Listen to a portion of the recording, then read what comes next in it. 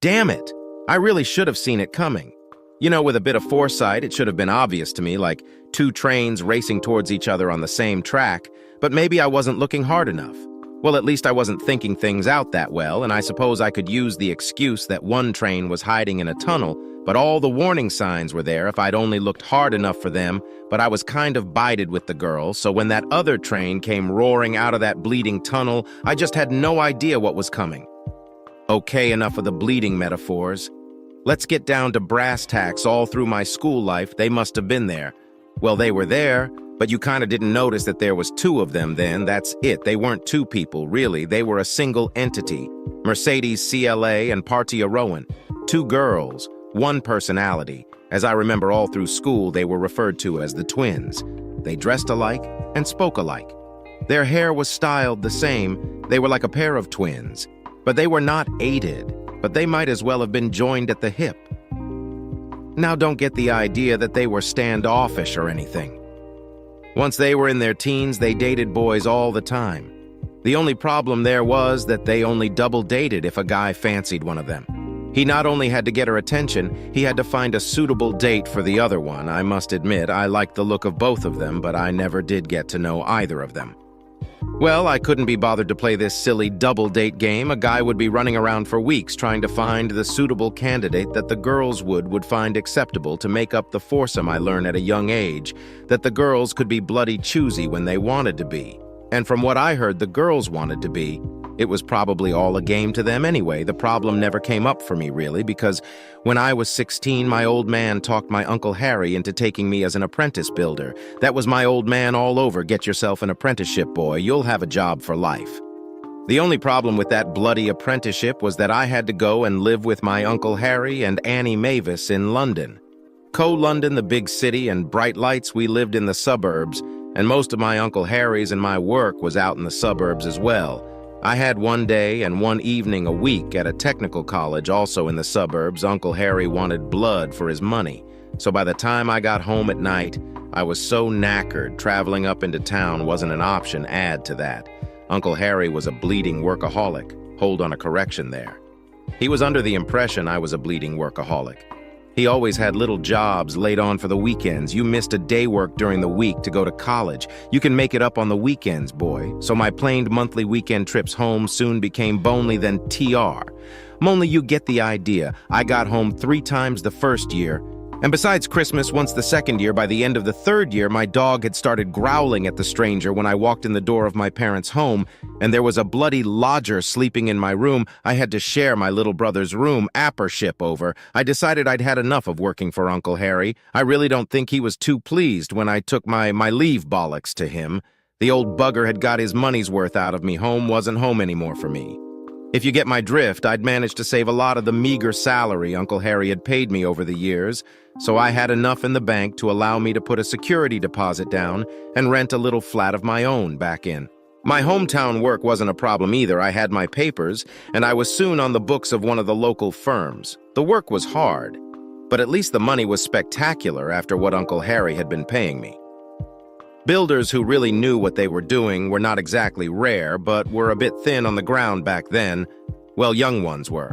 Before I realized what was happening, I was working on a site of about 50 new houses. Once that site was finished, I was offered job by a smaller builder on a barn conversion. It was a small job, only about 6 of us on the site, and the owner was around most days. The boss and I were studying the plans one day over a cup of tea, and I just happened to mention that the way the architect had planned things there was going to be a bleeding great blank area of wall on the front of the building.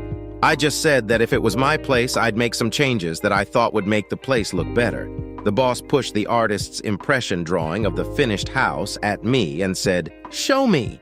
So I roughly sketched in the changes I thought would be improvements. Later that day, I was called into the little shed we were using as a site office there. I found the boss, the owner of the house, and the architect. After some strong words were exchanged between the architect and the owner, my changes were added to the plan. It was on the day we handed the newly converted house over that the architect came over to me. "Son, you're in the wrong business. You should have been a bloody architect or a ruddy designer. At least you've got an eye for design." A couple of weeks later, I signed up on a part-time college course learning to be an architect. I still worked on the building sites to earn the money to support my studies, but I was heading into the design side of the business. It was in the college library that I first saw her. I just sat down at one of the large tables to look up some references in a book when a young lady, the other side of the table, looked up from the book she was reading, and our eyes found each other for a brief moment. She gave me a wonderful smile and returned to reading her book. The face was familiar, but I couldn't place it. I kind of sat there confused and stared at her. Well, she was a very good-look young woman. Some minutes later, she looked over at me again. I quickly looked down at the book I was studying, trying to pretend I hadn't been staring at her out of the corner of my eye. I was aware of her getting up from the table and walking around it until she was standing beside me, embarrassed that she'd seen me watching her. I didn't raise my head and tended to be lost in the book. Before me, the young lady reached out and, rotating my book through 180 degrees, she said, "You'll find it easier to read Roger if it is the right way up."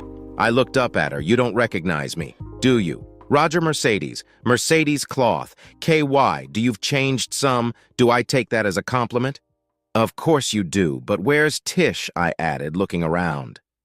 "Porty is in the States doing an internship. We're both supposed to be on a gap. Year from uni, we got placements together in the States for the year, but mine blew out on me and Tish went on her own. You two do everything together well, normally we do. But it was too good an opportunity for her to pass up. When did she go? About a month or so back. I thought I'd spend a year brushing up my Spanish, so I signed on here. Mercedes, or Dea, she had always been known as at school, and I talked for a while until the librarian came over and told us to be quiet. Then we adjourned to the refectory by the time she had to go to her class. We made it date for that evening. Well, I was driving her home from college in my van that night as I was doing some private work on the side. I bought myself an old van to carry all my gear around in. I did wonder what her folks thought when my tatty old van with ladders on the top pulled up outside their UPM market house that evening. Dee and I sat in the van for some time, chatting about school days and the like. In the end, I asked her to go out with me the following evening. It could be that I should have picked up something in her reply with hindsight.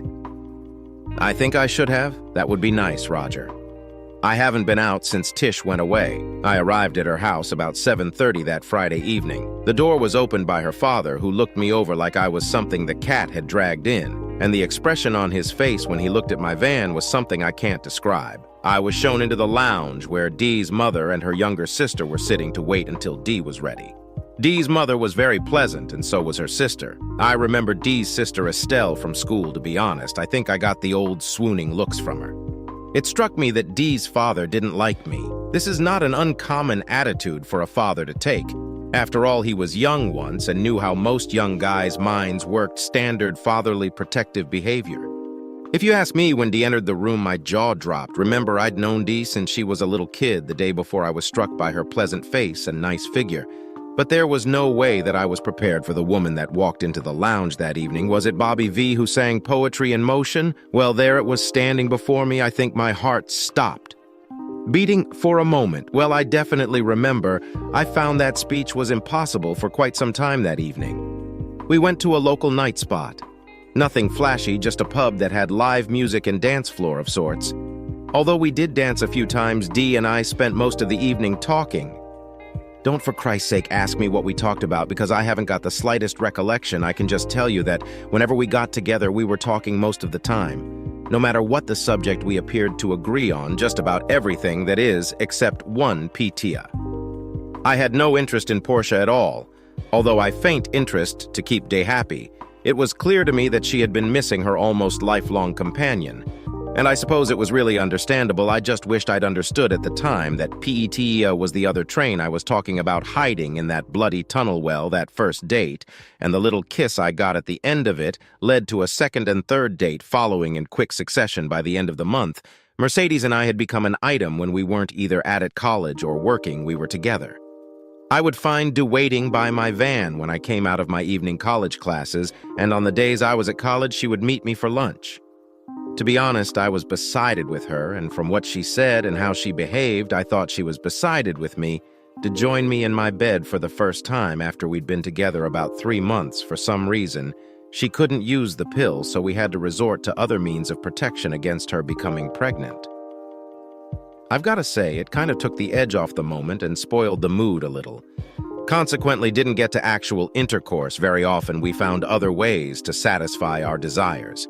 I knew that Dee was writing to and receiving letters from Tish all the time, but I didn't know the effect they were having on our relationship. Sexual, damn, how can I put it? Sexual preferences and what she wanted or was willing to try out slowly changed over time. I don't know why it didn't strike me as strange at the time when we first got in bed together in early December. To wanted nothing to do with oral sex, but about February time, to suddenly wanted to try it for someone who thought giving head was dirty. She soon turned into an enthusiastic expert, and where she had refused to let me go down on her, she was then begging me not to stop after some time to started talking about getting engaged. No, that's silly. We both had been talking about it for some time, but it was around that time we started talking seriously about getting engaged and getting married. I brought her a ring in late July, and we planned to get married right after she took her finals at university the following summer. Dee's mother was over the moon at our plan. Her father wasn't as enthusiastic. I think he thought his daughter could do better than a bloody builder, as I heard him say on more than one occasion when he thought I was out of earshot. Estelle told me straight she wanted me to drop Dee and marry her instead. It was early August when Petia returned from the States. She had her American boyfriend in tow, and I've got to say I didn't like the geezer from the start. To my mind, he was everything that I didn't like in Yanks, all rolled into one. He was a brash at all who was forever bragging about himself and how clever he was now. Don't get the idea that I don't like Americans. I've got some good friends from over the water. There was an American air base near our town, and I'd grown up with a lot of American friends. My first proper girlfriend that I'd had whilst still at school had come from Chicago. No, like all nationalities amongst them are the ones that give all a bad name. George Greenlake was one of those. Whilst he was in the country, he stayed at PTI's parents' house. Of course, there was no way that the Rowans were going to let him and P share a bed, as they had apparently been doing whilst Portia was over there in America. Portia and George had only been in the country a couple of days, and I hadn't met either of them yet. I came home from work one evening to find Dee sitting in the kitchen of my flat. She'd had her own key for some time. There were 3 coffee cups on the table, which I gave a cursory glance to as I took Dee into me arms and kissed her. I told her I wouldn't be a couple of minutes changing, and then we'd go out and eat. "You can't go in there yet." To blurt it out, I looked at her. Tish and George are using our bet like hell. They are a very apt statement on my part, actually, but I'm one of those people who believe in the old adage, an Englishman's home is his castle, and in my home, the most personal item of furniture is my bleeding bed. This probably goes back to me returning to my parents' house from Uncle Harry's and finding a lodger sleeping in my bed. I think they must have heard my outburst, which I won't repeat here, because it was only a couple of minutes later that Portia and George entered the kitchen, still in the throes of getting dressed for all their apologies. They didn't change the sheets, or even make the BET. Day assured me that they didn't ask her permission to use my bet. We were so close by then that everything was referred to as ours, from the way George and Portia behaved. I've always believed Dee on that one. They acted as if they were the most important people in the world. Whilst George was in the country, the 4 of us hung around together, although Petia borrowed her father's car most of the time, as there were only 3 seats in the front of my van. Not that Portia wanted to lower herself to ride in it anyway. I fastly refused to ride in PTI's father's car, because once they were away from her house, George was doing the driving. Dee always rode with me. I've got to say that it was with some sick amusement that I watched him drive out of a pub car park one evening, straight into the front of a bus. I was sounding my horn, and I think that was why the bus driver managed to bring the bus to a standstill before George drove into it. So there wasn't too much damage. George had tried to drive along the wrong side of the road, a common mistake for foreigners to make. As I had surmised, George was not insured to drive the car and wasn't in possession of an international license, although the police appeared happy to accept his American license once PTI's father arrived at the scene. He took Dee home. I don't know what ramifications there were to the incident. George flew home the following weekend. September was on us before we really knew what was happening.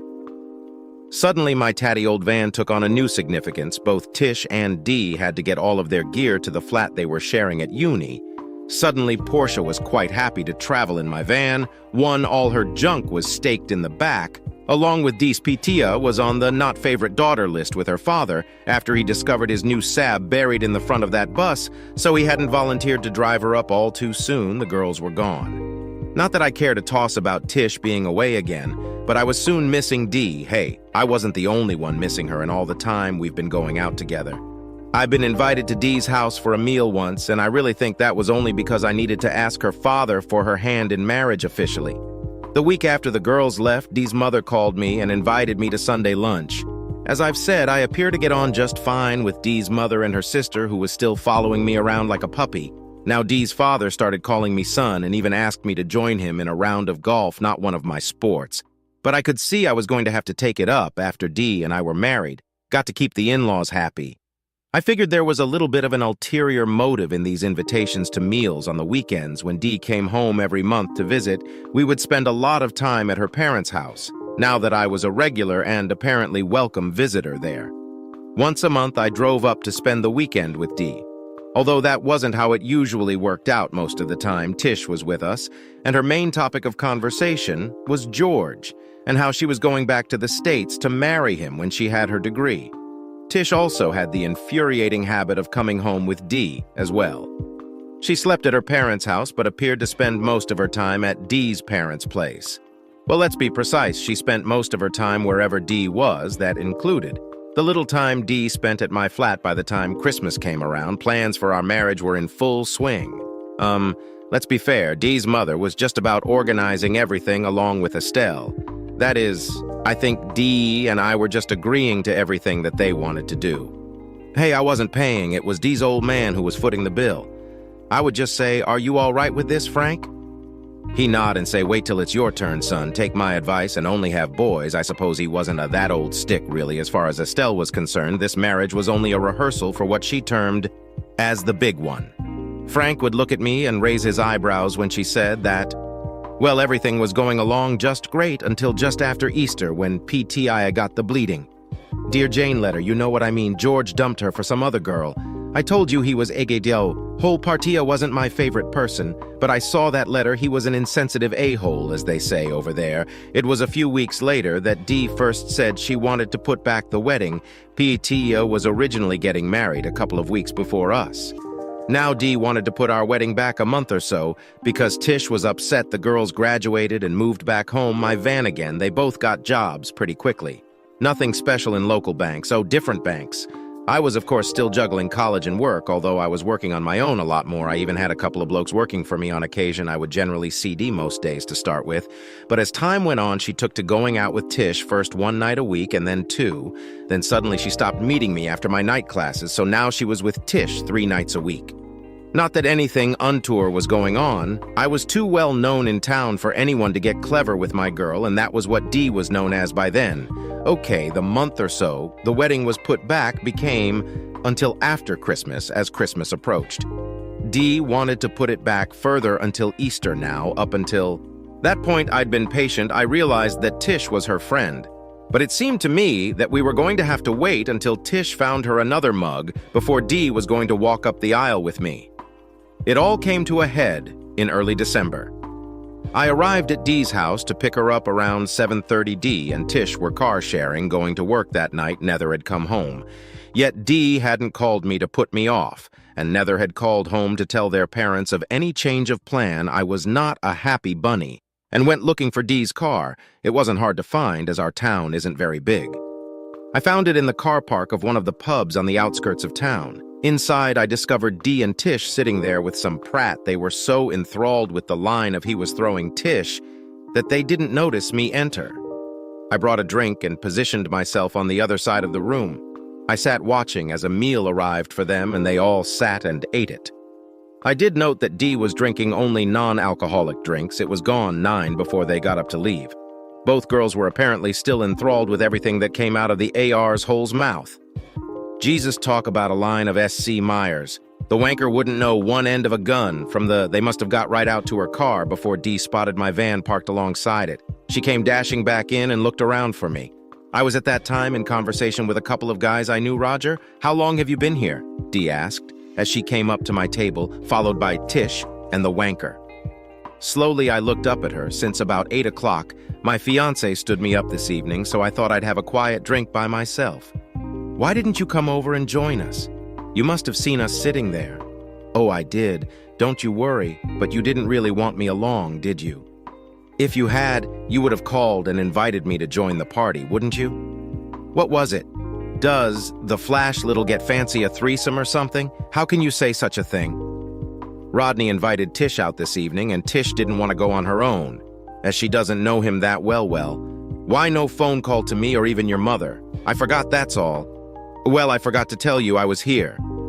Okay, now you'd better drive your friends home. They appear to be waiting for you, and make sure you draw the arsehole off first. I wouldn't trust that little bullshitter as far as I could throw him. Who are you calling a bullshitter? The Pratt demanded you, you slimy little git. The panda mine began. Yes, I was childishly taking my frustrations out on the little Pratt, but he really should have kept his bleeding mouth shut if he had. He could well have got out of it with some dignity anyway.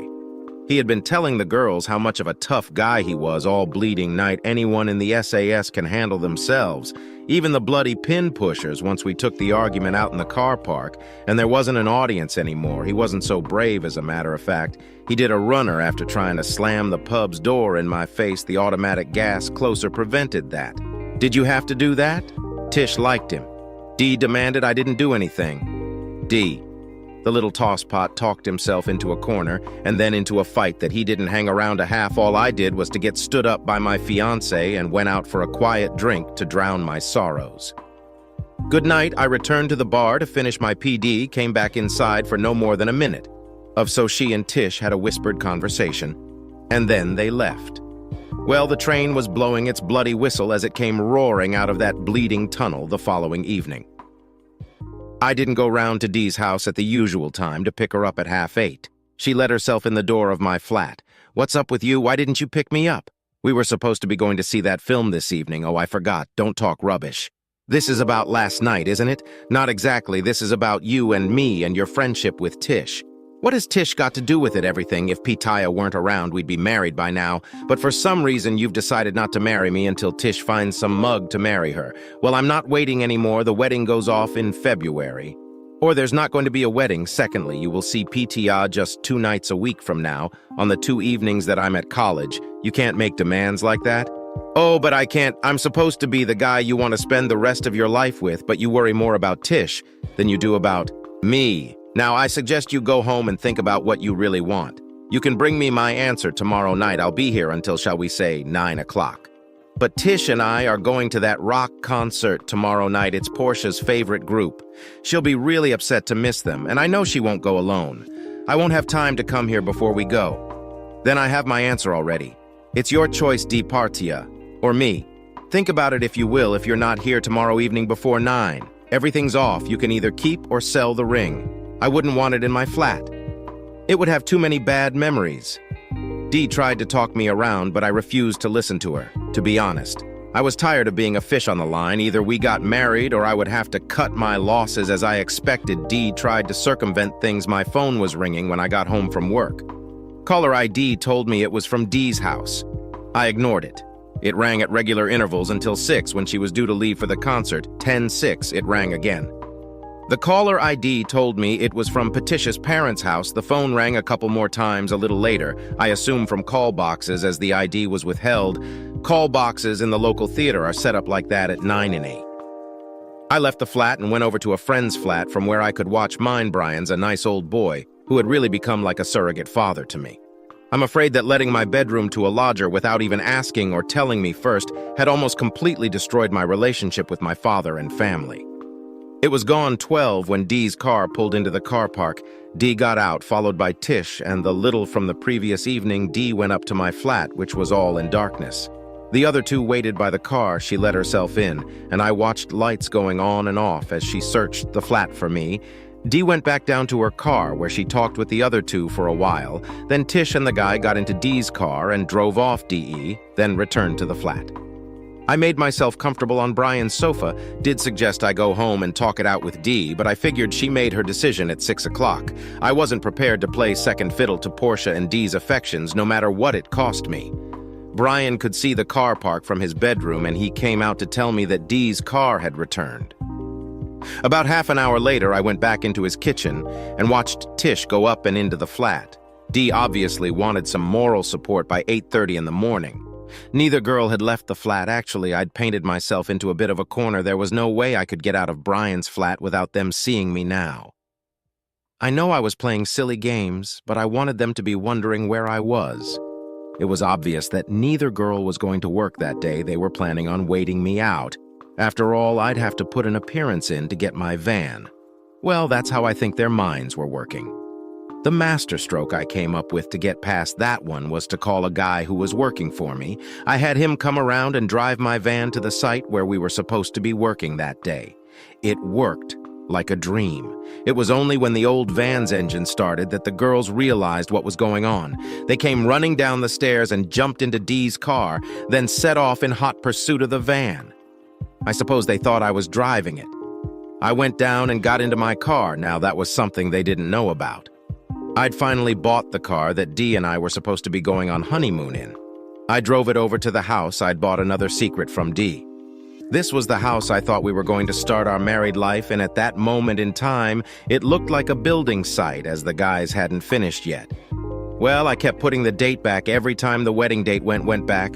There wasn't much to finish, so I got stuck in there for the day and slept there that night. The following day was a college day for me, and I couldn't miss it. Although the building work was coming along just great, and I was earning extremely well, I still had designs on becoming an architect. Having the car that Dee didn't know about was my saving grace that day. Several times I spotted both girls around the college, but they didn't see me or even know I was there. I've got to say that at this juncture, if Dee had been alone, I most probably would have spoken to her. Possibly we could have sorted things out, but I somehow doubt it. Party presence prevented me from going to Dee that evening. I called the flat Brian had just called me and told me that Portia had left Dee there alone. "Roger, where are you? That's none of your business." Roger, "I'm sorry, but I couldn't let Partia go to that concert alone, but she wouldn't have been alone, would she?" "Dee, she had that little with her, or was he with you?" "He's Tish's boyfriend. You know that I'm your girl. You were at one time, Dee, but you're not anymore. Tell me, did you tell your mother to go ahead with the February wedding date?" "Well, no, I didn't. You were acting so strange the other night. You're the one who's acting strange."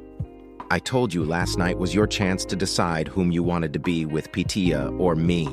You chose Patia. It's over between us. There's nothing left to say, but I couldn't leave my friend on her own." "Why not? She left you on your own when she went to the States. Didn't she? Do you think she cared about you when she was planning to marry that wanker she met over there?" "Dee, I'm not playing second fiddle to Partia for the rest of my life. It's over. The engagement is off. The wedding is off, and you are out of my life. Goodbye, and please leave that flat tidy. I don't live there anymore, as you've no doubt noticed by now. Where are you living?" "Roger, in the house I had bought for your wedding present, but you chose not to live here with me. Goodbye." "Dee, I hope you find what you were looking for." With that, I hung up the phone. It was the following evening that Dee's father and mother paid me a call. Of course, they knew about the house. I discussed almost everything with them. In my opinion, my relationship with Dee's father had always been tenuous, to say the least. So I thought that telling them about the house was a wise thing to do. They had kept my secrets from Dee. Both the car and the house were supposed to have been my wedding surprises for her. I was surprised that they actually understood my position. It became apparent to me that although I didn't think I would have been Dee's father's first choice for a son-in-law, they actually hoped that Dee's affection for me would separate her from Portia. As it turned out, that didn't happen. It was a very sad parting that evening, and they wished me the best. I gather they never told Dee they knew about the house, where it was, or that they had come to see me. They told me straight out that they felt that they wouldn't ask me to change my mind and take Dee back. They had hoped Dee's love for me would break the hold Portia seemed to have over her. But now they had come to believe Dee would always be under Portia's influence. Dee did try to speak to me whenever she saw me for the next few months. The trouble was, she was always in Patitia's company. When she did see me, I had no intention of talking to her in that girl's presence. I also gathered she was still telling people that we were engaged there. She ran into a problem. I had moved on with my life. Or to put it more truthfully, I was trying to move on, and I was not finding it easy. I had started dating other girls more than anything to try and take my mind off of Dee. I must add, not very successfully, however. One of the girls I had gone out with, who apparently had designs on making it a permanent arrangement, just happened to overhear detail someone else that we were still engaged from what I heard. That encounter apparently resulted in a real cat fight. But after that, I never heard any more reports of declaiming we were still engaged. Time passed. As it inevitably does at the end of that year of college, I gave up on the idea of becoming an architect. The reason I gave everyone was that my building work had really taken off in a really big way. As in truth it had. I'm not sure where my reputation for quality workmanship actually came from, but apparently I had built one in truth. Dee had signed up for a design course that I needed to take. I saw her name on the list when I went to register for that next year. Don't ask me how she talked her way into that course, but she did. I decided not to. Register, I threw myself into my new and expanding business funny that I had started working for myself so that I could do my architect thing, as it gave me the opportunity to choose my own working hours to suit my studies. Suddenly, I was one of the most respected small builders in town and run off my feet with work I didn't see much of. Dee or Tish Estelle would turn up at my house every so often. I think she made it pretty plain that she thought she was in the running for becoming Dee's replacement in my heart. Looking back, I think I did love Estelle, but as I would assist her, not as a prospective life partner, so I told her that would never happen at the time. I knew I liked the girl and felt a genuine affection for her, but if I had gotten emotionally involved with her, I would be forever running into Dee. That would have made life too complicated, and was something I wanted to avoid as time went on. I saw less and less of Estelle. It must have been nearly 2 years after I broke up with Dee that I met up with Shirley again. She was an old friend from my school days, but whereas Dee and Tish had been a year behind me in my brother's class, Shirley had been one of my peers. We'd gotten on well together in school, and I suppose if I hadn't gone off to my Uncle Harry's, we might have gotten together sooner. Shirley was always a good laugh to be with.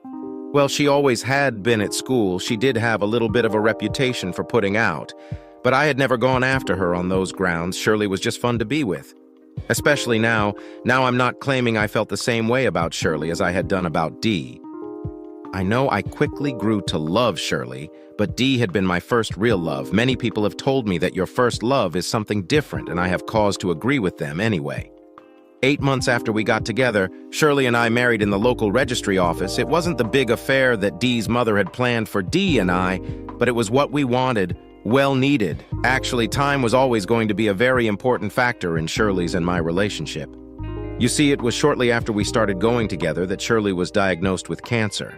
It went into remission after she had her first batch of chemotherapy right after the wedding. But it was the sword of Damocles hanging over us the next 5 years of my life. I devoted to Shirley and building my business. Even in her condition, Shirley was always fun to be with, and she did me the honor of presenting me with 2 wonderful daughters. It was in our 5th year as man and wife that Shear's cancer returned with a vengeance. Chemo did little this time except make Shirley feel pretty terrible. In the end, she made the decision to refuse any further treatment other than painkillers. We managed to spend another 3 years together before she finally took her leave of us. Our 2 daughters took it in their stride. Their mother had prepared them for that day. From the moment they had been born, it was them who really supported me that cold January day of the funeral.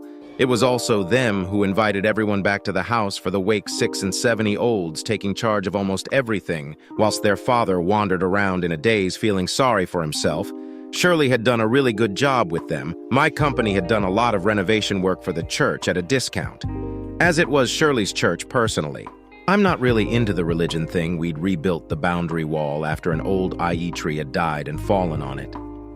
The tree had been there many hundreds of years. Its demise and removal had left a few new grave plots very near the church's main door. I'd spoken to the vicar and reserved one of these newly available plots for Shirley. Shirley was a lively person, and I thought she would like having a plot near to where everything was going on. I thought she deserved that well. Whether I believe or don't believe it was Shirley's grave, although I suppose one day I'll be in there with her. Of course, I never mentioned it to Shirley of those who came back to the house. I was surprised to find Father Frank and Estelle amongst them. They both gave me their condolences personally. They also told me that Dee's mother was ill in hospital, or she would have been there with them as a result of that conversation. A few days later, I called into the hospital to see her. She was actually in the same ward that Shirley had been in during her last days. I had been too preoccupied with my wife to notice her or anyone else who was in there. Luckily, Dee's mother was recovering from her illness, although I never did find out exactly what it had been Catherine, as she now insisted I call her whilst I'd been courting Dee. I'd always called her Mom, or Mrs. Caith asked me if I'd take my 2 girls to see her when she got home. Apparently, she'd spoken to Shirley often in her last days, and Shirley had talked about the children and me all the time. I don't suppose I'll ever know what those conversations between Shirley and Catherine were really about.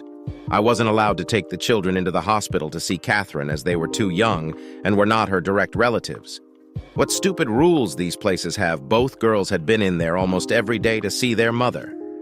Catherine informed me that Dee was not living at home anymore, so there would be no chance of us accidentally running into each other. That was the only time she mentioned Dee or Mercedes, as she always called her to me. So 3 weeks later, I took my 2 girls to meet the people who were to become like grandparents to them, not forgetting Estelle, who became a kind of surrogate Andy.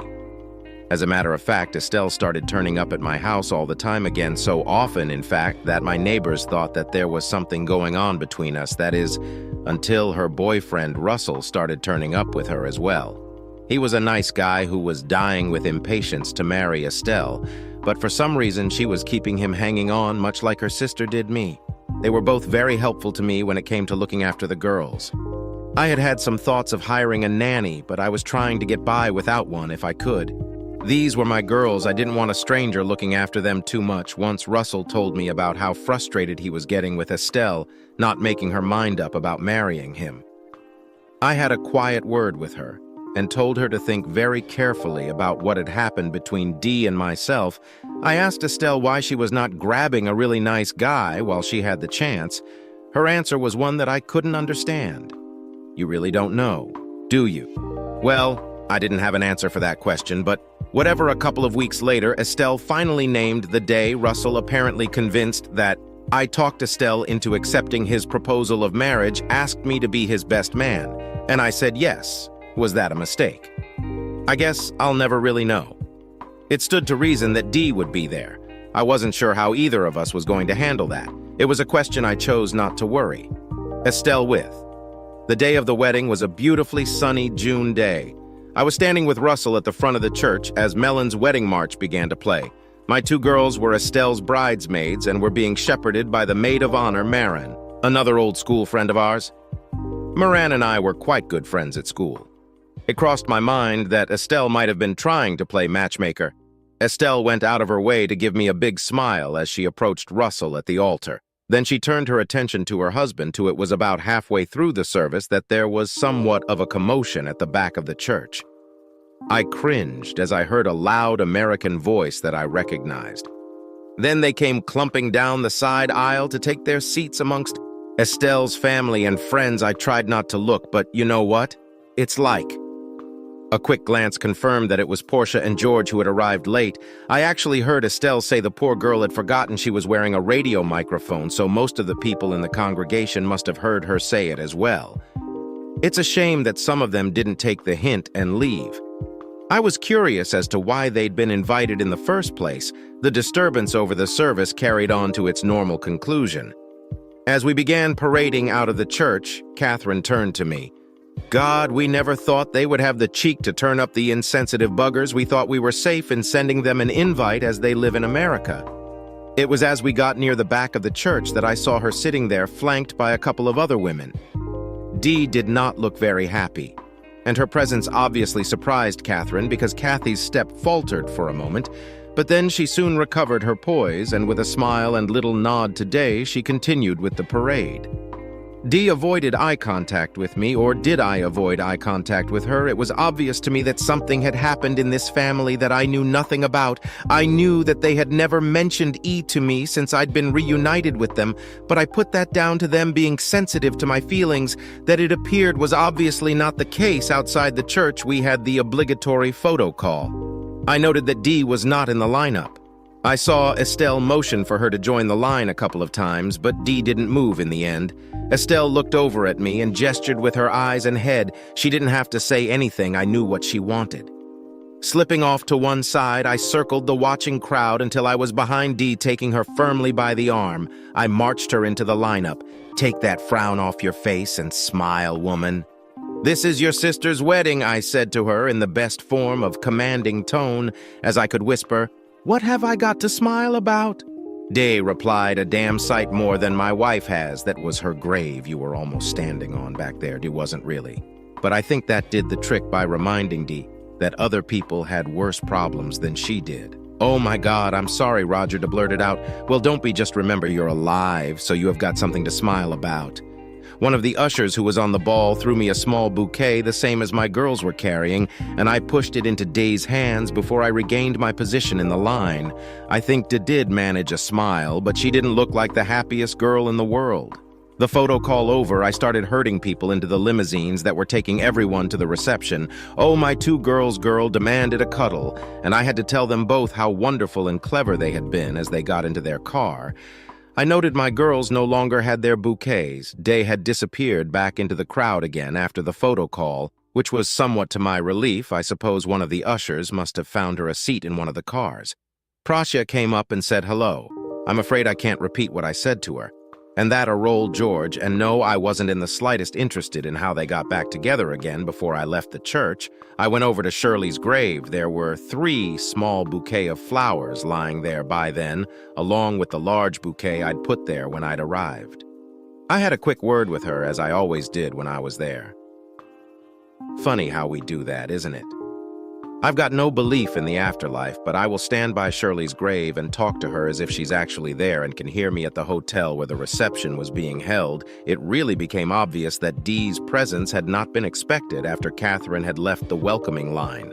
She was dashing around, rearranging the seating on the top table able to fit Dee. I helped her, but I did not think it was the time to inquire what had occurred in the family. Once the meal and the speeches were over, I thought I could relax a little. You know, when someone asks you to be his best man, you tend to say yes without thinking about everything that is involved. I know that I wasn't prepared for what Russell said about me in his speech. He announced to all and sundry that Estelle had had a crush on me for years, and he thanked me for persuading her to marry him. Instead, in my speech, I had to tell everyone that I'd only know the guy a few months, but my daughters had assured me he was a suitable husband for Estelle. Both my girls liked Russell and Estelle a lot. Right with all that out of the way, the dancing started. Estelle and Russell first, followed by the parents. Then it was my turn with the bridesmaids. Marion was wonderful with them. We both picked up a girl each, and then we danced around in a foursome. My girls thought that was great. Then Estelle and Russell joined us. I don't think there's ever been a waltz dance like that before. I noted that Dee had chosen to sit with the girls she'd been in the church with, well away from the family table where her parents and I were sitting later. Estelle came up and asked me to dance with her. I took the opportunity to ask her what the story was with Dee. Not, "Now, Roger, I'll meet you in reception in about 10 minutes and tell you all about it there. Someone might overhear us out here." I somehow doubted it, but she was the boss on this one after our dance. I watched as she went over to Russell. They had a quick chat, and I saw him nodding his head in agreement. Then Estelle made her way to the ladies' powder room. I knew that it had another door to the foyer, so I went out there to meet her. We sat down in a corner, and she began, "When you and Dee broke up, Mom and Dad went mad at her, you know. They were always worried about her relationship with Pitaya. No, they never thought it was anything sexual or anything like that, if that's what you're thinking. They had never liked the influence Portia seemed to have over Dee. Then you came along, and well, they were over the moon. Hang on. Frank wasn't that keen on me. Don't you kid yourself? Dad thought you were the greatest thing since sliced bread. He just enjoyed playing the proud father part, and he thought that if he was too enthusiastic, he might scare you off. But who do you think was telling everyone that you were the greatest builder in the world? Oh, he still does that every chance he gets, by the way, anyway. When Dee started messing you around, you know, putting the wedding debt back and the like. All of us really kept on warning Dee that she was going to lose you if she wasn't careful. Well, it happened, didn't it? You got fed up with waiting and called the whole thing off. There were only 2 people to blame. That was Dee and Pitaya. Oh, Pitaya was always telling Dee she could do better than you and to make you wait until Dee was ready. Of course, it wasn't Dee who was going to have to be ready. It was until Portia didn't need her anymore. De never could see how Portia used her. Hang on, you invited Portia to your wedding. We didn't have much choice. Really? Portia's father is a business partner of Daddy's, but we didn't think she and that ignorant pig she's married to would actually have the front to turn up. So what happened between the family and Dia? That's a really sore point about a year or so after you broke up with Dee.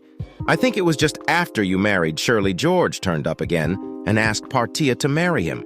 I don't know what happened with that other of his. Perhaps she realized what kind of a person he is. Of course, Portia jumped at the chance, and before anyone knew what was happening, they were married and living in the States. Poor old Dee was dumped just like she was when Partia went off on that break year. I think it was then that she realized how Partia used her. She lost the only man she ever loved because she had wanted to desert her friend who repaid her by dropping to like a stone when she found herself a man. I'm afraid it went a bit weird after that happened. You know, she had a breakdown, don't you? Oh, you didn't. Partia dumping her right after you married Shirley was too much for her to take. You know that Partia had DEC convinced you'd come crawling back to her when she decided she wanted to go ahead with the marriage. Well, your marriage to Shirley had burst that little bubble. Poor Dee needed someone to blame, so she blamed the family. Of course, that didn't make any sense. But she blamed us, just like she did when Samantha went sorry. Estelle, you've lost me there. Who the hell is Samantha when she's at home? Oh God, hasn't anyone ever told you about Sam? She was Dee's twin. Oh hell, I didn't know. You didn't know about her. Sam and Dee were identical twins. Sam died from meningitis when they were 8 or 9. Dee took it very bad, really. They were inseparable, honestly. You couldn't tell them apart. It went very funny for a year or so after Sam passed away. Then Dee took up with Portia. We all thought them being together was great for a long time because we had the old DB back. Well, that was, until Mom and Dad realized that Tish was using DD, seemed to be at Tish's beck and call. Look, I was quite young when Sam died. Mother should be the one to tell you about Sam anyway. After Tish went off, Dad had to put Dee into a clinic for a while. They straightened her out pretty quickly, really. But she felt very guilty about the way she had behaved towards us and blaming us for her own mistakes, and never could bring herself to face us again. She felt so guilty about it, and she moved away up to London. Mind you, I've got to tell you that feeling she couldn't face us was not the only reason she moved away. It was also so that she wouldn't risk running into you and Shirley around town. I'm sorry, but that's why we cut you off as well. If we didn't know how things were going with you, we couldn't slip up and say the wrong thing when we did see Dee. The trouble was, we rarely did see her. Then Mother met Shirley in the hospital. We were all devastated when we heard the news. You know, Mother used to talk to Shirley a lot in there, don't you? Oh, well, you do now. Shirley knew who Mother was. You know, she asked Mother to look after you and the girls. Hold on. You're supposed to be telling me why your mother was so surprised that Dee turned up here today. It was obvious to me that she didn't think Dee was coming. Well, some of our old girlfriends talked Dee into coming down the other day for my H night. She looked better than she has for years that night. And we were getting on quite well together, but then one of the girls mentioned you were Russell's best man, and well, kind of lost it. She almost went into hysterics and said she couldn't be here today if you were going to be here also. So we assumed she wasn't coming. She was really adamant the other night. Mother changed the seating around so the empty chair wouldn't advertise Dee's absence. But you only had to say, and I would have bowed out. We know you're a wonderful person, Roger, but we felt we couldn't disappoint the girls. They were so looking forward to being my bridesmaids. Weren't they wonderful? Yes, I was very proud of them. Their mother would have been proud if she could have seen them. I'm sure she would have. I wish I could have known her. From what Mother says, she was a wonderfully brave woman, and she was lucky to have had you as her husband anyway. The girls must have managed to talk Mercedes around. I know they worked on her all yesterday, and now I'm going to ask a favor of you. You can say no if you like on your wedding day. You know I couldn't refuse you anything. You've just made a mistake that I hope you'll not regret, and I'm going to hold you to your promise. I want you to dance with Dee for me. Russell has danced with her a couple of times, but she won't join the family on our table. I think partly because you and the girls are sitting there, but I know that she will not be able to refuse you anything. That's why I asked you to get her to join us for the photos. Thanks for doing that for me, by the way. You know I'll do anything for you today, kiddo, but I don't know Estelle. Supposing Dee won't dance with me or she throws a wobbly or something? No, I think Russell and I have it planned. When he sees us go back in, he's going to ask Dee to dance again. You will dance with me, between us. We should be able to collide with each other on the dance floor, and then we will change partners. It'll be CDA or whatever they call it.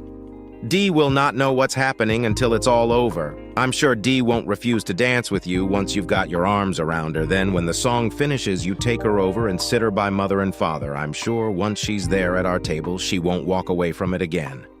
You sure this is a good idea, Estelle, to be honest, Roger? I don't know, but Dee needs to realize that we, the family, don't hold a grudge against her, and hopefully you don't either. I thought things were going on so well the other night at my hind party, but the mention of you kind of undid things a little well. I'm hoping the Roger effect will work both ways. Go on, then lead the way. Lead the lamb to the slaughter. Oh, Roger, don't be like that. Go on, girl, I'm only funning you. Oh, Roger, I've got to tell you that. Mother's coming to see you in the morning as well. She's got something for you. You will be in, won't you? Yes, I should imagine, so the girls are so worked up they will probably be awake all night. Estelle took my arm and I led her back into the main hall as if on cue. The band started playing a waltz, and we mingled with the other dancers very quickly. I saw that Russell had got Dee up on the floor, and he was guiding her inexorably in our direction. The slight bump and swift changeover of partners did indeed take Dee completely by surprise. For a moment, I believe she didn't realize what had happened. Then she went very stiff as she became aware of my presence. Come on, Dee. You can dance better than that. Just relax and let go, relax. She did for one horrible moment. I thought she was going to faint. But she regained herself and maybe snuggled in a little too close. I realized she was leaning against me and wasn't too steady on her feet. As the waltz ended, I led well, half carried. It was like she was drunker to the chair beside her mother. Frank came over and sat the other side of her. I withdrew and sat myself by my daughters at the same table, who demanded to know where I'd been. The band was quite loud and I couldn't hear what Dee and her parents were saying to each other, but it was nice to see Dee talking to her parents around 11. I thought I'd better take my girls home. It was way past their normal bedtime and they'd had a long, busy day. As I said my goodnights, Estelle and her mother touched cheeks with me and kissed the girls. My girls also kissed the goodnight along with the others, but I don't think they had any idea who she was, as I had guessed it would be. It was a long night, tired as my girls were that night. They were more hyped up than I'd ever seen them in the past, and they had had a lot of trouble getting to sleep the following morning. The girls and I got up pretty late. Well, let's be honest here. The girls were up way before me. It was a bright, sunny day, and they drove me nuts to get out of bed so they could get into the swimming pool. They were good kids. They wouldn't go into the back garden where the pool was. If an adult wasn't present, something else surely had instilled into their psyche. Just before noon, Catherine and Frank came walking around the side of the house. The girls and I got out of the pool to greet them. It was strange how the girls had taken to Catherine and Frank. I think I told you that there was a rift in my family. My parents dude on my brother's children, but hardly wanted to know mine. Shirley's folks had retired to the South Coast before her problem was diagnosed. We visited with each other quite often, but the children had never bonded with them like they appeared to have bonded with the Cloths. After the children settled down, and I supplied everyone with cold drinks. Catherine asked me if we could have a word in private. She said Frank would look after the girls. Actually, by the time I'd come out with the cold drinks, Frank was already in the pool with them. He must have been wearing his swimsuit under his sports trousers when he arrived. I led Catherine into the lounge from where we could still see the children and Frank playing with them. Once we'd seated ourselves, Catherine opened the bag she was carrying and produced an envelope from it. Shirley asked me to wait 6 months after she asked me to give it to you. She wrote a lot of it herself before. Well, she was very bad towards the end, as you well know, and she found writing difficult. She dictated some of it to me. Catherine held out the envelope, which I took from her and began to open. I'll go outside with the others whilst you read it. If you want to talk about anything you know, I'm here for you. I unfolded the pages of the letter, some of which were covered with Shirley's gradually deteriorating scroll, and others apparently in Catherine's neat hand. Hey, lover boy, how are you and our girls getting on without me? I know that when you read this, I'll have been gone for 6 months. Well, that's how long I have asked Kathy to hang on to it before she gives it to you. This is very hard for me to write. I'm not sure I even know what I want to say to you or how to say it. Please forgive me if it doesn't sound right, Roger. I feel guilty not only for leaving you, but also for marrying you in the first place and bringing all my problems into your life. We'd only been dating a couple of weeks when the doctor gave me the news.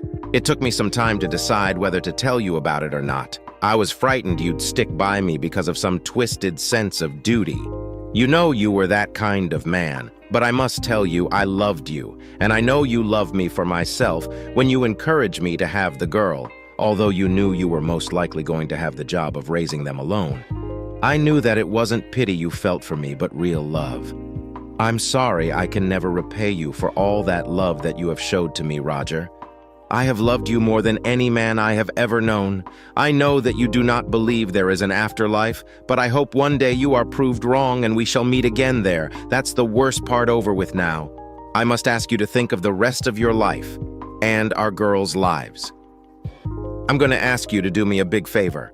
I'm going to ask you to find another mother for our girls. They are going to need a mother around when they get older, and you are going to need a companion for yourself, having met Catherine. I think I even know who the best candidate probably is, and I think that in your heart, you know as well. Catherine has told me a lot about Mercedes and you and what happened between the two of you back then. From what Kathy has told me, I'm sure that Mercedes did and still does love you, but she was under that horrible girl's influence. I know it's not a nice thing to say, but in fact that did work out in my favor, even though I know it upset you at the time. They say that the Lord moves in strange ways. Please think about finding Mercedes again. Show her the compassion and love that you've showed me in the last few years, and hopefully she will love you and my girls as much as I do, Roger. I know that she loves you at this point. The letter changed to Catherine's handwriting. Catherine and Frank have become good friends of mine since I've been in hospital this time. I've also gotten to know Estelle, who came to see me the other day. Estelle loves you as well. God, you were a lucky man. All these people whose lives you've touched love you. Kathy assures me that she is going to keep a friendly eye on you and our girls. You know that they haven't got any grandchildren yet, and they assure me they will treat our girls as if they are their own grandchildren. Please allow them to do that. Whatever happens, Kathy's been a good friend to me during these long, lonely nights anyway, if all goes well, and you do as I hope you will do, Catherine and Frank will be. The girls' real grandparents? I've got nothing else I can think of to say to you. But thank you, Roger, for loving me. And remember, if I can, I will always be watching over you and the girls from wherever I am. Goodbye. My love till we meet again. Surely the signature, which had 8 crosses scrawled under it, one for each year we'd been together, was in Shirley's shaky hand.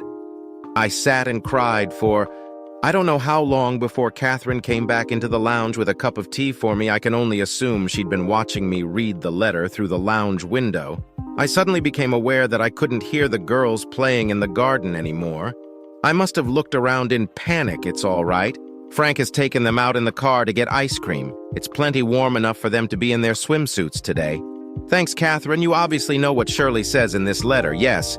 But just because I do know, you don't have to do as Shirley suggests where Mercedes is concerned. The content of that letter is private between you and Shirley. They are no business of mine, and my lips will always remain sealed as to that letter's content. Thank you, Kathy, but tell me, what do you think of Shirley's ideas? I will try not advise you one way or the other. Roger, I'm Mercedes' mother. My opinion would be biased, and it is your decision to make, but I would think it's only fair to all concerned that you at least get to know Mercedes again before you make any decisions. Well, they might not want to marry me anymore. We've been apart for some years now.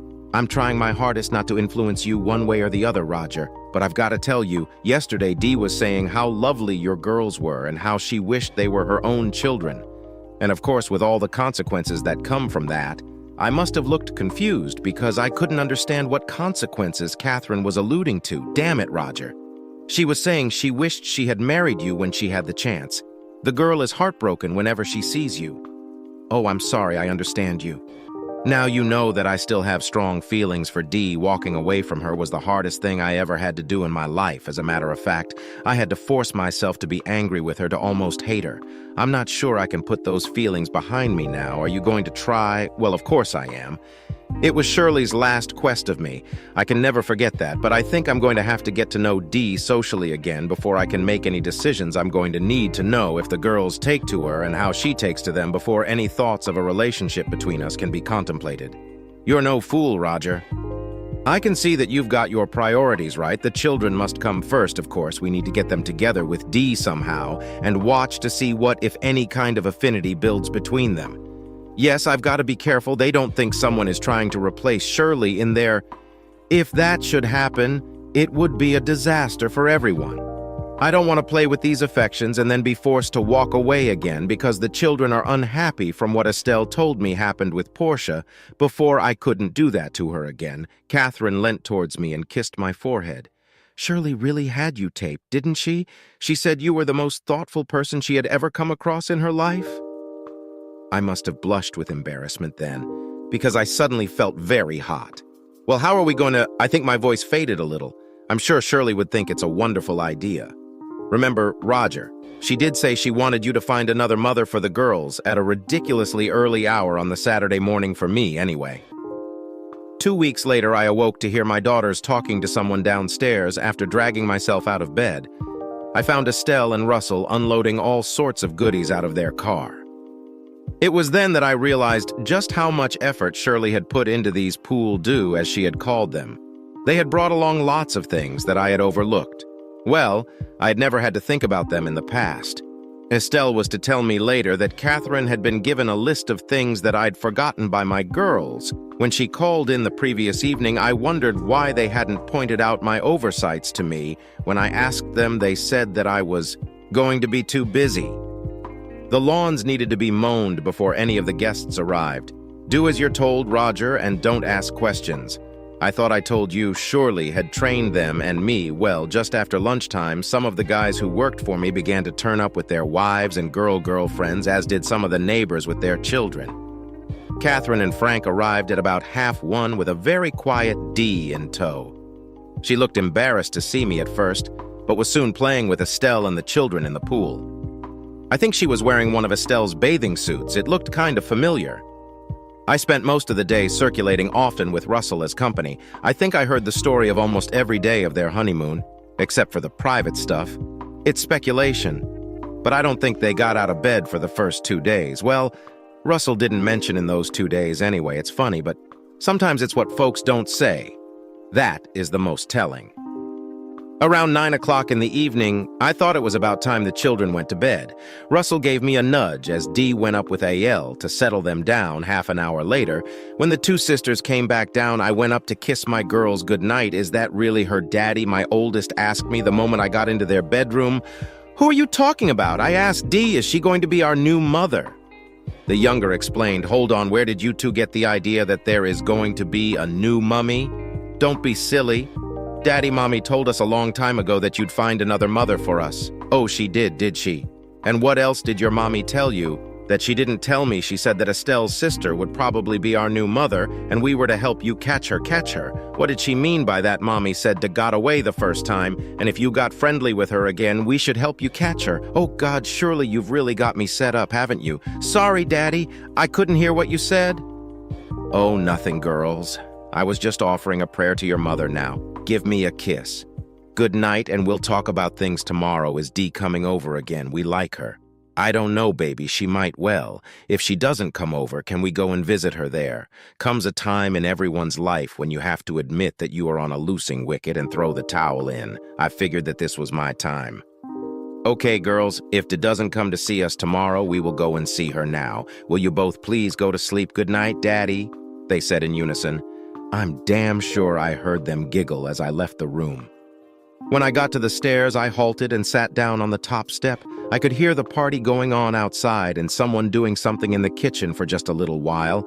I needed some time alone to think about what my girls had said to me. Bugger, don't talk rubbish, you bleeding idiot. You've got to think about everything since Shirley passed on. You've been drifting along without much thought about anything. A little voice in my head seemed to say to me it was obvious to me that my girls liked Dee from the moment they saw her. I remembered the way they looked at her at Estelle's wedding. The question was, did I like Dee anymore? What a bloody stupid ARS question that was to ask myself like her. I loved her. Well, I did once, didn't I? Although it was me who pushed Dee away because I was not going to share her affections with Tish. Well, Tish wasn't in the equation anymore, but my girls were. Yeah, I think I could see myself sharing my girls with Dee. Hey, how did that question get turned around? And if I think back, what was it that Shirley had said to me on more than one occasion? Half of you is enough for me, Roger. What did Shirley mean by that statement? Had I never given Shirley all my love? Had she known that there was a place in my heart that belonged to D, damn, that woman could read me like a bleeding book bugger. Why does life have to be so bloody complicated? Wouldn't it be nice to be one of those people who see everything in black and white? I seem to have so many different thoughts going on in my mind at the same time. Right, Roger, let's think this out logically. Do you love D? Yes, I'm damn sure I do. The girls love D. Well, they've only just got to know her. They certainly appear to like her. That's to be expected. There isn't much to dislike about D, but they can't love her yet. They have only just met her, but they do appear to be prepared to accept D as a surrogate mother without question. Or now is D like the girls from what I saw of them together by the pool she's really taken with them? No, I don't think that was an act. D's mind doesn't work. That way, no D was having a great time with my girls. I could see them bonding together very quickly now. The big one does. D still love you well. There's only one way to find out the answer to that. You silly sod, go and ask her back outside. Most of the folks who were still there were sitting in a big circle on the patio by the pool. Russell was walking around keeping everybody's drinks topped up, whilst Frank was still playing with the barbecue, scrubbing it down. I think Frank was a more conscientious cook than I ever was. As I approached the circle of chairs, Catherine got up and came towards me. Mercedes and Estelle are in the kitchen doing some of the washing up. I think this would be a good time for you. Have a talk with Mercedes alone while she's got her hands in the sink. Don't worry, Estelle will make herself scarce when you get in there between you and my two girls. You're planning to get D, and I married off a bit. Quick, aren't you, Roger? I can assure you that none of us has said anything to Mercedes about you and her getting back together. But I'm afraid the girls were asking her some embarrassing questions earlier. We weren't expecting that. That's so I gather. I think Shirley had been making plans for a long time. I just wish she'd let me in on them. Tell me, Catherine, exactly how long did you know Shirley for? You didn't just meet her on her last day in hospital, did you? Well, no, Roger, we met at the cancer sufferer support group. Didn't you know? No. Shirley never talked about what went on there, so she was cooking this reconciliation between D and me for some time then. To be honest, Roger, I don't really know when she found out who I was. Shirley asked me about you and D. I told her the truth as I saw it, but she did say to me more than once that if you two got back together, she would not have to worry about you and the girls. Damn it, I know for sure now that Shirley knew me far better than I know myself, woman's intuition. Roger, you chose a wonderful wife in Shirley now. Why don't you go and have a quiet word with Mercedes? I went into the kitchen where D was washing whilst Estelle dried. I took the drying cloth from Estelle before D had realized I'd entered the room for a few minutes. She carried on washing and placing things on the draining board, and I took them to dry them. Then she suddenly stopped what she was doing. She must have seen my arm taking the plate she just put down. She turned and looked at me. Long time since we've done this together. D, I said. D didn't reply. She just looked at me. I placed the plate in the rack and held out my hand for the next one. D passed me the dirty plate that she had been about to wash. Shouldn't it go in the water first? Oh, I'm sorry, I wasn't thinking, she said, as she took the plate back and started to wash it. I would say you were thinking, but not about the washing up. D, tell me, what were you thinking? Do you really want to know? I wouldn't ask if I didn't want to know. I was thinking what a bloody idiot I am, and why is that? Well, I had the chance of spining the rest of my life with you, and I threw it away. How could I have been that stupid? Maybe you weren't stupid. D, my wife, surely was a believer. Not that I've ever been, but she always did say the Lord moves in mysterious ways, perhaps if he does exist. And I'm not saying he does. He had a job for me to do before we got married. Now I think that job is over, and there's a job for you to do now. And what's that? Well, there are two little girls upstairs who are missing a mother. They seem to be of the opinion that you were the chosen one. D looked at me with a confused look in her eye. Let's put it this way. They had some nice new dresses they wore as Estelle's bridesmaids, and now they want to wear some more as your bridesmaids. Roger, are you asking me to marry you? Well, no, I don't have to ask you that question. I asked you that question years ago. I'm still waiting for you to name the bloody day wrong thing to say 2 plates got broken. The one D was washing when she dropped it as she almost fainted, and the one I dropped as I went to catch D before she fell. The sound of the plates breaking brought Catherine and Estelle into the kitchen from the hall, followed by 2 little tykes who should have been in bed. I got the nasty suspicion that they were all eavesdropping out there, and Frank came running in the back door from the garden. The picture they were presented with was me holding D in my arms. Catherine and Estelle started crying. My girls, who had big grins on their faces, couldn't understand why they were doing that. Nor could they understand why their daddy and Dee had started crying either. I thought you two were in bed asleep. I managed to say to them once I had got my emotions under control. Come on, I'll take you back up. No, Roger, I'll do it. I've got to get used to looking after them, Dee said as she extracted herself from my embrace. Come on, girls, we've got lots to talk about. Worked miracles. And a month later was our wedding day. Russell and I got to the church early, and I asked him to wait whilst I had a word with Shirley. I walked over to her grave alone. Well, girl, you set me up good and proper, didn't you? Now, this was your idea, so I don't want you getting upset with me over it. I think you're right, though. Dee will make a great mother for the girls. Look, surely you do realize what you've done here. Dee is going to want some children of her own sometime, so don't you dare hold it against me when we get all cozy with each other. Well, I'd better go now, but I'll be back with the girls in a couple of weeks. Dee and I are going away tomorrow for a week or so, but I'll tell you all about it when we get back. Bye for now. Babe, 10 minutes later, I was standing before that same altar again, only this time I changed places with Russell. I've got to admit, I was surprised that my family, without exception, had all turned out. I think that was Catherine's doing. She can be a very persuasive woman when she wants to be. The thing I was curious about was that 8 of my workers were all dressed in identical new suits, most unusual for that lot, unless they got a job lot from somewhere, which I doubted. They were sitting on the ends of the pews by the aisles, not with their respective loved ones. I smelt a rat. They were up to something. As the service ended, all 8 of them got up and left the church before Dee and I had started the parade out. As we walked through the main door, the guys standing in 2 neat lines confronted us, long-handled shovels at the shoulder. Someone called out a command, and the shovels were first placed at the present and then into a line of arches for an eye to walk under, you buggers, I said to them as we stopped under the arches whilst the photographer took pictures. We ain't finished yet. Rag, one of them said under his breath in reply. I wondered what the buggers had planned next. Then we had the normal photo call. During the photo call, Dee came into possession of a large bouquet of flowers when the photographer had finished, and we began to make our way toward the waiting limousine. Dee suddenly stopped. Will you wait here for me a moment, Roger? There's something I've got to do now. Please don't move. I stood and watched as Dee walked over to Shirley's grave and placed the bouquet she was holding on it alongside the one I had left there before the wedding service for a few moments. She stood there alone. I could tell she was saying something, but I, like everyone else, could not hear what she said. I figured it was private between her and Shirley. Then she signaled to my girls, who joined her and placed their small bouquets on their mother's grave as well. Now I realized where the 3 bouquet came from at Estelle's wedding. Obvious. If I'd only thought about it once Dee joined me, we continued our way towards the limousine, only to see it move away. As we got near, it was replaced by my old Bedford van. The last time I'd seen it was 3 weeks before, when they guys decided our yard needed a cleanup. I thought it had gone to the breaker's yard. Now it stood there looking better than I think I'd ever seen it. Bright new paintwork, ribbons hanging from the ladders mounted on the roof rack, and a liveried chauffeur at the wheel. The boys opened the sliding side door. They had kite the back out with a sofa for Dee and I to sit on. It's a convertible, boss. If you get impatient, just pull the lever under the arm and you've got a bed. One of the boys whispered to me with a smile on his face, with smiles all around Dee. And I climbed inside. The sliding door was locked in the open position for the short drive to the hotel where the reception was being held that night. Dee and I spent our first night together as man and wife.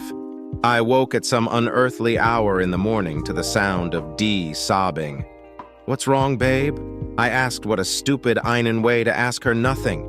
I'm just so happy, but I'm annoyed with myself for how I behaved towards you. I thought you would wait forever. Well, we're together forever now. So stop dwelling on the past, I said as I took her in my arms and kissed her. Our past was never mentioned again. The girls started calling to Mother very quickly. I noted they only ever called the Mother and never Mommy, as that was what they called Shirley, whose idea the difference was, I don't know, but I would often hear Dee ask the girls how Mommy would do this or that. Dee would always do as Shirley had before her several years were to pass, before that train sounded its whistle in that tunnel. Again, we had all settled down to watch a video one evening when the telephone rang. Our eldest answered it whilst I paused the video. Who's calling? I heard my daughter ask. Mother, it's for you. Someone called Portia. Dee took the telephone from my daughter and, after pressing the speakerphone function, replaced the handset. Hi, Tish. How are you keeping? Oh, Dee, how wonderful to hear your voice, Dee. I'm in a real state. I caught George running around on me, so I'm getting divorced. I really could do with meeting up with you for a chat. You know, we could get together like the old times. Well, yes, I suppose I could meet you and we could do lunch. Tish, hold on a moment whilst I check my diary, Dee said as she picked up her handbag. I couldn't believe what I was hearing. Dee was going to get back with Portia. Dee saw the amazed expression on my face and smiled at me. What's the date today? Dee asked. No one in particular. The 3rd of August, came Portia's dismembered voice from the phone. How about the 6th of August, 2026? Dee said I might be free that day. Did you say 2026, Dee? That's 20 years away. You must be joking. Pratia replied. No, Tish, I'm quite serious. All of our 3 children should be out of the house by then, so I should be able to find some time to do lunch with you 3 children. I thought Roger only had 2. No, actually, Roger and I have 2 and a bit at the moment. There is a chance it could well be 2 and 2 bits. After all, twins do run in my family. Goodbye, Taya. Give me a call in about 20 years. With any luck, we'll have. Changed our phone number by then. Dee switched off the telephone and then sat back in her chair, staring at me with a silly grin on her face. Our 2 girls were quicker on the uptake than I was, and they started to laugh. Suddenly, I realized what Dee had just said to Petia twins. I asked, well, that's what the doctor thinks, but it's a little early to be sure yet. Dee replied, I was hoping to know for sure before I told you and the girls.